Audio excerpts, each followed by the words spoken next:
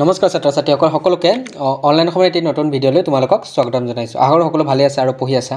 এই ভিডিঅ'টোৰ জৰিয়তে তোমালোকক শংকৰদেৱ শিশু নিকেতনৰ ক্লাছ 5ৰ যি বিজ্ঞান বিষয়টো আছে, অৰ্থাৎ ভাৰতীয় বিজ্ঞান পৰিচয় নামৰ বিষয়টো আছে, তাৰে চেপ্টাৰ নম্বৰ যোনটো 4, যাৰ নাম হৈছে উদ্ভিদৰ বিভিন্ন অংশ আৰু কাৰ্য, তাৰে গোটেইখিনি কুৱেশ্যন এনচাৰ তোমালোকক এই ভিডিঅ'টোৰ জৰিয়তে প্ৰদান কৰিছোঁ।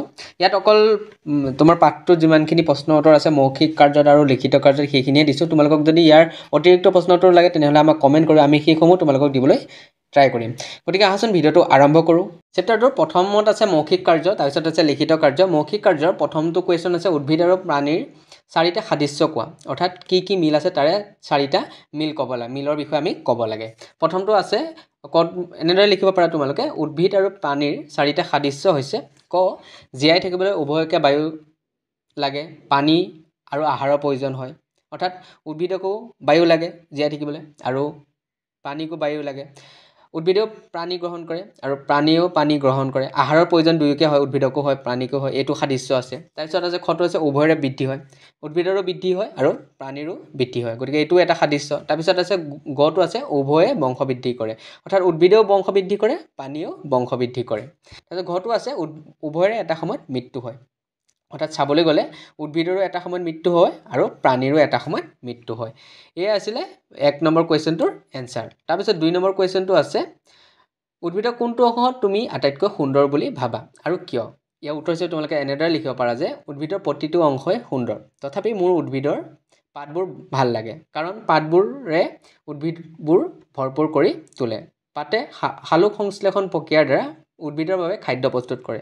লগতে পাতবোৰত থকা পত্ৰৰন্ধ্ৰৰ সহায়ত উদ্ভিদে কি কৰে, অতিৰিক্ত পানী বাহিৰলৈ উলিয়াই দিয়ে আৰু কাৰ্বন ডাই অক্সাইড গেছ গ্ৰহণ কৰি অক্সিজেন গেছ কি কৰে, উদ্ভিদৰ দেহৰ পৰা আমাৰ পৰিৱেশলৈ উলিয়াই দিয়ে, যি আমাৰ বাবে অতি লাগতিয়াল। তাৰোপৰি বিভিন্ন উদ্ভিদৰ পাতবোৰ আমি বিভিন্ন কামত ব্যৱহাৰ কৰিব পাৰোঁ। যেনে এতিয়া আমি কলগছৰ পাতটো আমি বহু সকাম নিকামে আমি ব্যৱহাৰ কৰিব পাৰোঁ। তেনেদৰে বহু পাত আছে, বিভিন্ন কামত আমি সেইবোৰ কি কৰিব পাৰোঁ, ব্যৱহাৰ কৰিব পাৰোঁ। তোমালোকে 2 নম্বৰ কুৱেশ্যনটোৰ এনচাৰ ইমানখিনি লিখিলেই হৈ যাব। তাৰপিছত 3 নম্বৰটো আছে এটা বীজ থকা 3টা ফলৰ নাম কোৱা। ইয়াৰ উত্তৰ হৈছে এটা বীজ থকা 3টা ফল হৈছে আম, লিচু আৰু জলফাই। তাৰপিছত 4টো আছে শিপা আৰু কাণ্ডৰ কাৰ্যৰ পাৰ্থক্য কি? ইয়াৰ উত্তৰ হৈছে শিপা আৰু কাণ্ডৰ কাৰ্যৰ পাৰ্থক্য হৈছে শিপাই মাটিৰ পৰা পানী আৰু খনিজ লৱণ শোষণ কৰে, আনহাতে কাণ্ডই কি কৰে, শিপাৰ পৰা পানী আৰু খনিজ লৱণ উদ্ভিদৰ বিভিন্ন অংশলৈ কঢ়িয়াই নিয়ে। এয়াই হৈছে এই দুইটাৰে কাৰ্যৰ পাৰ্থক্য। এটাই কি কৰে, মাটিৰ পৰা পানী আৰু খনিজ লৱণ শোষণ কৰে, আনহাতে কাণ্ডই কি কৰে, এই শিপাৰ পৰা পানী আৰু খনিজ লৱণ উদ্ভিদৰ বিভিন্ন অংশলৈ কি কৰে, পৰিবহণ কৰে বা কঢ়িয়াই নিয়ে বুলি তোমালোকে লিখি ল'বা। তাৰপিছত 5টো আছে তোমাৰ আশে পাশে থকা ধুনীয়া ফুলৰ 5বিধ উদ্ভিদৰ নাম কোৱা। ইয়াৰ উত্তৰ হৈছে মোৰ আশে পাশে থকা ধুনীয়া ফুলৰ 5বিধ উদ্ভিদৰ নাম হৈছে গোলাপ, কৰবী, জবা, তগৰ আৰু চম্পা ফুল। এইখন লিখিলে হৈ যাব তোমালোক 5 নম্বৰ কুৱেশ্যনটোৰ এনচাৰ হিচাপে। মৌখিক কাৰ্যত ইমানখিনিয়ে আছিলে। তাৰপিছত এতিয়া আছে লিখিত কাৰ্য। লিখিত কাৰ্য প্ৰথমটো কুৱেশ্যন আছে লতাজাতীয় আৰু বৃক্ষজাতীয় উদ্ভিদৰ মাজৰ পাৰ্থক্য কি?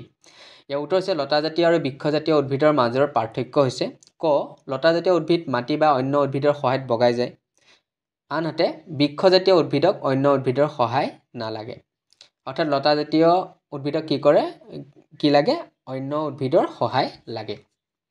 তাৰপিছত খটো আছে লতাজাতীয় উদ্ভিদৰ কাণ্ড কোমল আৰু দুৰ্বল হয়, আনহাতে বৃক্ষজাতীয় উদ্ভিদৰ কাণ্ড শকত আৰু শক্তিশালী হয়। তোমালোকে 1 নম্বৰ কুৱেশ্যনটোৰ এনচাৰ ইমানখিনি লিখিলেই হৈ যাব। তাৰপিছত 2 নম্বৰটো আছে উদ্ভিদৰ প্ৰতিটো অংশৰ একোটাকৈ কাৰ্য লিখা। ইয়াৰ উত্তৰ হৈছে উদ্ভিদৰ প্ৰতিটো অংশৰ একোটাকৈ কাৰ্য হৈছে শিপা, শিপাই মাটিৰ পৰা পানী আৰু খনিজ লৱণ শোষণ কৰে, এইটো এটা কাৰ্য।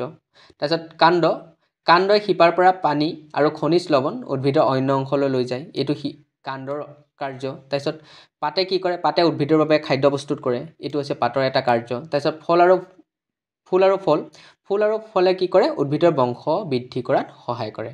এয়াই হৈছে উদ্ভিদৰ প্ৰতিটো অংশৰ একোটাকৈ কাৰ্য। তাৰপিছত 3 নম্বৰ কুৱেশ্যনটো আছে মুখ্য শিপা আৰু চুলি শিপাৰ মাজত পাৰ্থক্য লিখা। ইয়াৰ উত্তৰ হৈছে মুখ্য শিপা আৰু চুলি শিপাৰ মাজৰ পাৰ্থক্য হৈছে মুখ্য শিপা বীজৰ অংকুৰণৰ পৰা সৃষ্টি হয়, আনহাতে চুলি শিপা বীজৰ অংকুৰণৰ পৰা সৃষ্টি নহয়। তোমালোকে এইখন লিখিলেই হৈ যাব। তাৰপিছত আছে 4 নম্বৰ কুৱেশ্যনটো। 4 নম্বৰ কুৱেশ্যনটো আছে একবৰ্ষীয়, দ্বিবৰ্ষীয় আৰু বহুবৰ্ষীয় উদ্ভিদৰ মাজৰ পাৰ্থক্য লিখা। সিহঁতৰ প্ৰত্যেকৰে একোটাকৈ উদাহৰণ দিয়া। ইয়াৰ উত্তৰ হৈছে একবৰ্ষীয়, দ্বিবৰ্ষীয় আৰু বহুবৰ্ষীয় উদ্ভিদৰ মাজৰ পাৰ্থক্য হৈছে একবৰ্ষীয় উদ্ভিদৰ জীৱনকাল মাত্ৰ এবছৰ, উদাহৰণস্বৰূপে ধান, আনহাতে দ্বিবৰ্ষীয় উদ্ভিদবোৰৰ জীৱনকাল 2 বছৰ, উদাহৰণস্বৰূপে কুঁহিয়াৰ, আনহাতে বহুবৰ্ষীয় উদ্ভিদবোৰ বহু বছৰলৈকে জীয়াই থাকে উদাহৰণস্বৰূপে নিম গছ তোমালোকে এইকণ লিখিলেই হৈ যাব তাৰপিছত আছে 5 নম্বৰটো তৃণজাতীয় আৰু গুল্মজাতীয় উদ্ভিদৰ মাজত পাৰ্থক্য লিখা ইয়াৰ উত্তৰ হৈছে তৃণজাতীয় আৰু গুল্মজাতীয় উদ্ভিদৰ মাজত পাৰ্থক্য হৈছে ক তৃণজাতীয় উদ্ভিদৰ কাণ্ড কোমল আনহাতে গুল্মজাতীয় উদ্ভিদৰ গাগছ কঠিন হয় খটো আছে তৃণজাতীয় উদ্ভিদ সাধাৰণতে চাপৰ হয় আনহাতে গুল্মজাতীয় উদ্ভিদৰ গুৰিৰ পৰা শাখা প্ৰশাখা ওলাই গছজোপা জোপোহা হয়